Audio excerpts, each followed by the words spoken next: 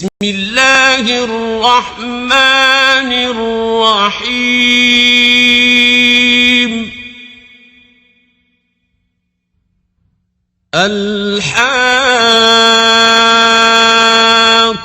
الحاقة ما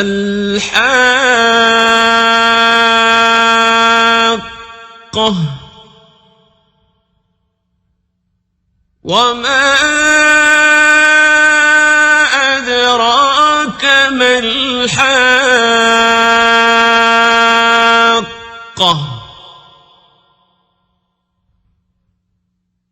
كذبت ثمود وعاد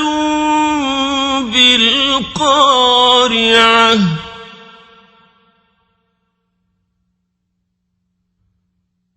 فأما ثمود فأهلكوا بالطاغية وأما عاد فأهلكوا بريح صرصر عاتية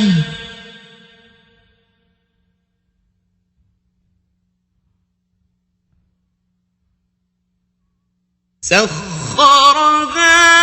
عليهم 7 ليال و8 أيام حسوما فترى القوم فيها صرعى كأنهم أعجاز نخل خاوية فهل ترى لهم من باقية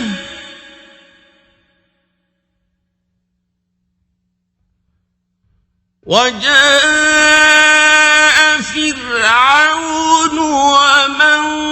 قبله والمؤتفكات بالخاطئة فعصوا رسول ربهم فأخذهم أخذة رابية إنا لما طغى الماء حملناكم في الجارية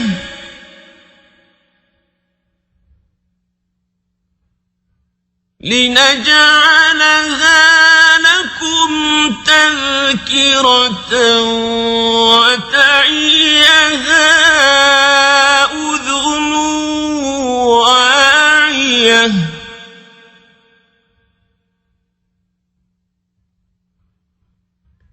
فإذا نفخ في الصور نفخة واحدة وحملت الأرض والجبال فدكتا دكة واحدة فيومئذ وقعت الواقعة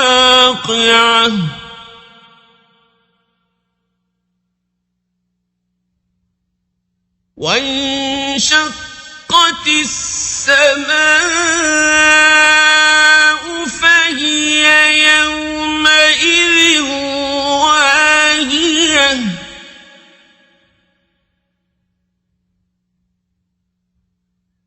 والملك على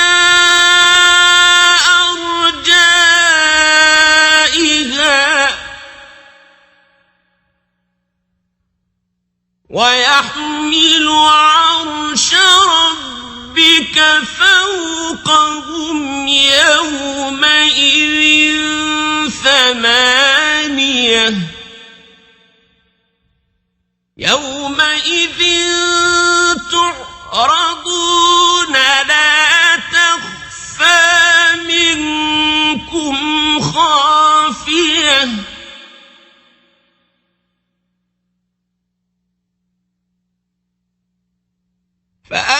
فأما من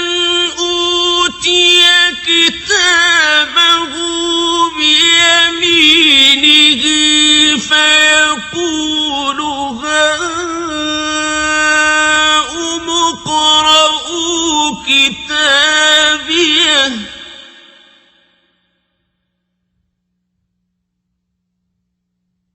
إني ظننت أني ملاق حسابيه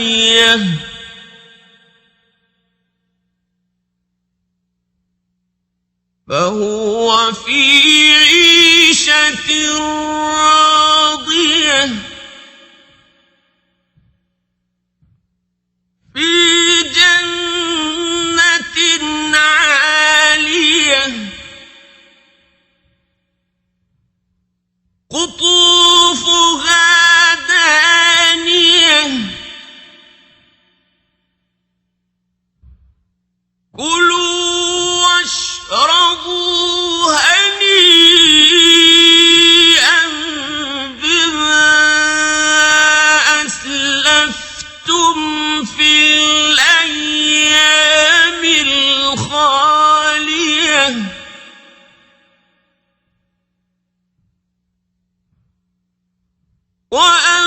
وأما من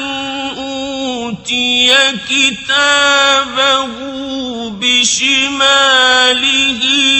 فيقول يا ليتني لم أوت كتابيه ولم أدر ما حسابيه يا ليتها كانت القاضية ما أغنى عني ماليه هلك عني سلطانيه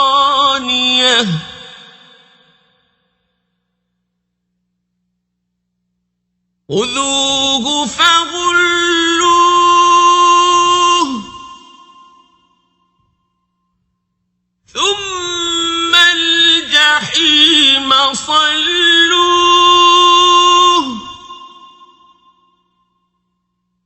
ثم في سلسلة ذرعها 70 ذراعا فاسلكوه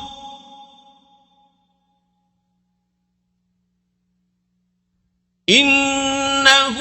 كان لا يؤمن بالله العظيم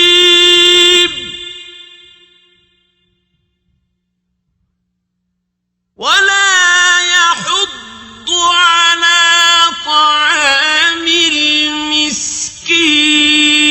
المسكين فليس له اليوم هاهنا حميم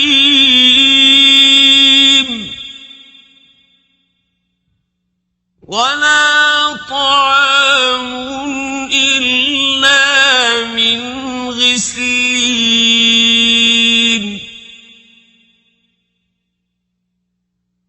لا يأكله إلا الخاطئون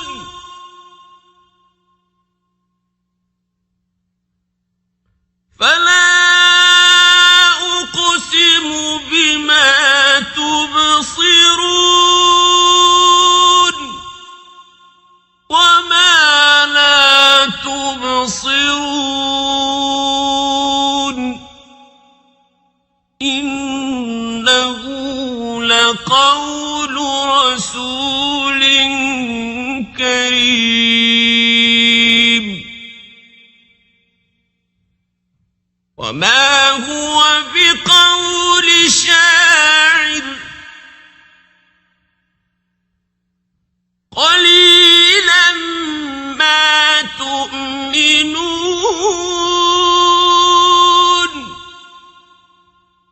ولا بقول كاهن قليلا ما تذكرون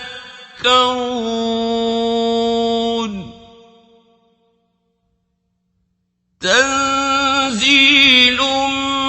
من رب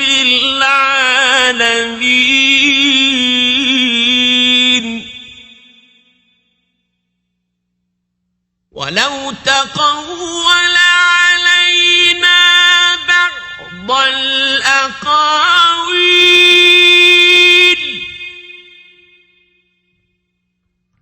لأخذنا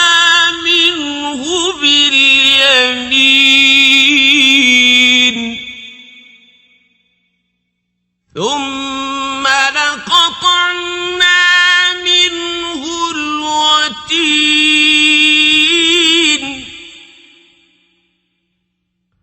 فما منكم من أحد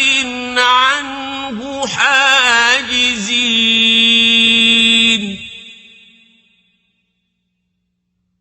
وإنه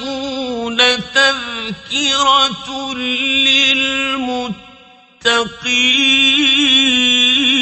للمتقين وإنا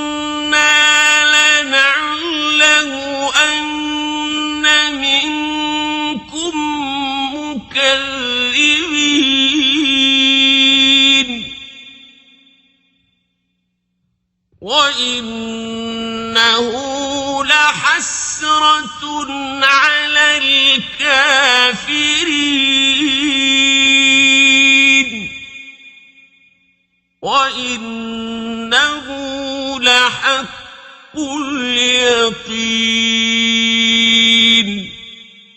فسبح باسم ربك العظيم